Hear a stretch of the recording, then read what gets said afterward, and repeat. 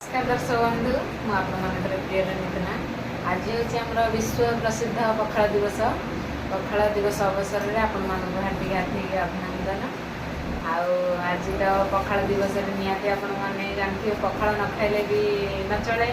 आज भी आमर पखाल प्रस्तुत हो सारी आसतु देखा पखाल कौन कौन सब आइटम होती आसतु पखाल पखाल पड़ी लेंबू आउ पड़ी दही आउ कांदिया पत्र आउ ये हूँ टमाटो आलू बैगण चकटा आउ ये हूँ शाग भजा आई आमर हूँ रसुण अदा कंचा लंका सब पड़ी बड़ी चूरा होती जहाँकि पखाल बहुत भल माने पखाल साथ बहुत तार कॉम्बिनेशन बहुत बढ़िया जहाँकि बड़ी चूरा आ ये हूँ आमर चुना माछ भजा जहाँकि तेल पूरा छणा हो भजा तो इन पूरा छणा हो तेल छणा हो चुना माछ भजा आ ये हूँ छुई आलू भजा आ ये आमर लंका लुण पियाज लेंबू आ ये हूँ पापड़।